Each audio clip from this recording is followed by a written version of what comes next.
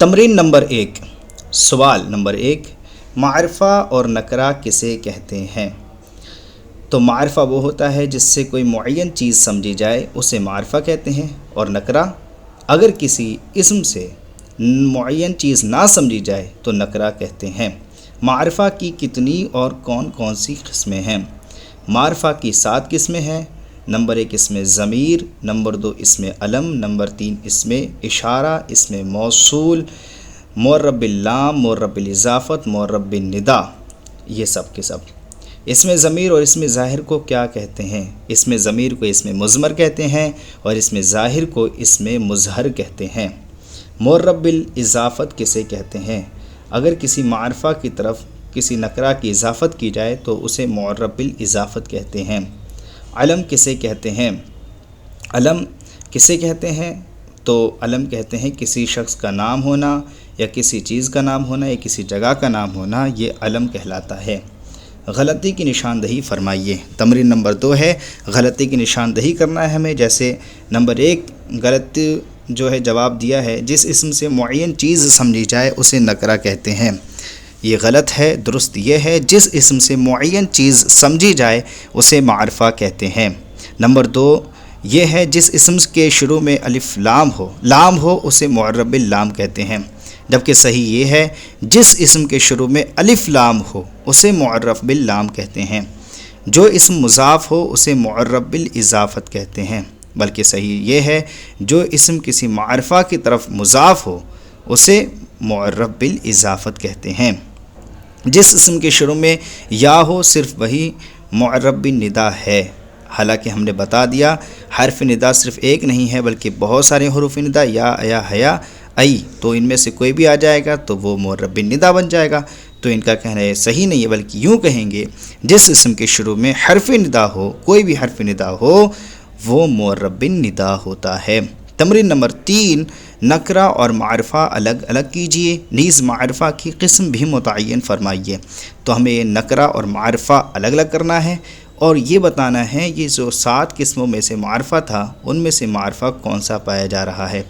تو نمبر 1 ہے جامعۃ نکرہ ہے کیونکہ کوئی معرفہ کی علامت نہیں پائی جا رہی ہے۔ الذین یہ اسم موصول ہے یعنی معرفہ ہے کیونکہ معرفہ کی ایک علامت اسم موصول ہونا بھی تھی۔ ہم بھی معرفہ ہے کیونکہ یہ اسم ضمیر ہے اور اسم ضمیر کا بھی ہونا معرفہ کی علامت ہے۔ عمر یہ بھی معرفہ ہے کیونکہ یہ اسم علم ہے اور اسم علم کا ہونا بھی معرفہ کی علامت ہے۔ استاذ یہ نکرہ ہے، اس کا معنی ہے کوئی استاذ، کیونکہ اس میں کوئی بھی معرفہ کی علامت نہیں پائی جا رہی ہے۔ الدرس مطلب سبق، یہ معرفہ ہے کیونکہ اس میں الف لام داخل ہے۔ الجنت جنت یہ معرفہ ہے کیونکہ اس میں الف لام داخل ہے۔ نحن یہ اسم ضمیر ہے یعنی معرفہ ہے کیونکہ یہ اسم ضمیر ہے اس لیے۔ قلم ولدن یعنی کسی لڑکے کا قلم، یہ نکرہ ہے کیونکہ یہاں پر اضافت تو پائی جا رہی ہے لیکن معرفہ کی طرف نہیں بلکہ نکرہ کی طرف پائی جا رہی ہے۔ حالانکہ ہم نے معرفہ کی علامت پڑھی ہے کہ وہ معرفہ کی طرف مضاف ہو تب معرفہ ہوگا ورنہ نکرہ ہوگا۔ ذالک یہ معرفہ ہے کیونکہ اس میں اشارہ ہے اور اس میں اشارہ ہونا بھی معرفہ کی علامت ہے۔ عثمان یہ معرفہ ہے کیونکہ اس میں علم ہے اور اس میں علم کا ہونا بھی معرفہ کی علامت ہے۔ باب یہ نکرہ ہے، اس کا مطلب ہے دروازہ، کیونکہ یہ اس میں کوئی بھی علامت معرفہ نہیں پائی جا رہی ہے۔ بیتن کوئی گھر، یہ بھی نکرہ ہے کیونکہ اس میں بھی کوئی علامت معرفہ نہیں پائی جا رہی ہے۔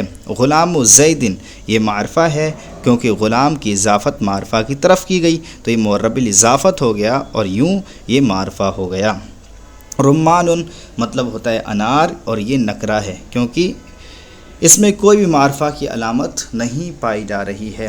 اس کے بعد ہے حلو مطلب میٹھا، یہ نکرہ ہے کیونکہ اس میں کوئی معرفہ کی علامت نہیں پائی جا رہی ہے۔ ھذا یہ معرفہ ہے کیونکہ اس میں اشارہ ہے اور اس میں اشارہ بھی ہونا معرفہ کی علامت ہے۔ علی یہ بھی معرفہ ہے کیونکہ اس میں معرفہ کی علامت اس میں علم کا ہونا ہے۔ تل کا یہ بھی معرفہ ہے کیونکہ یہ اس میں اشارہ ہے، اور اس میں اشارہ کا ہونا معرفہ کی علامت ہے۔ ثمرتن، ثمرن مطلب پھل، کوئی پھل، یہ نکرہ ہے کیونکہ معرفہ کی علامت کوئی بھی نہیں پائی جا رہی ہے۔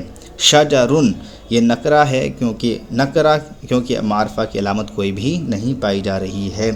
یا نبیّ یہ معرفہ ہے کیونکہ حرف ندا داخل ہے، اور حرف ندا جب داخل ہوتا ہے تو وہ معرف بالندا یعنی معرفہ کی علامت ہوتی ہے۔ اور اس کی ترکیب ہوگی یا حرف ندا قائم مقام ادعو یا طلبو کے، اس میں انا ضمیر پوشیدہ اس کا فاعل، اور نبی یہ منادہ مفعول بھی، فعل اپنے فاعل اور منادہ مفعول بھی سے مل کر جملہ فعلیہ انشائیہ ہوا۔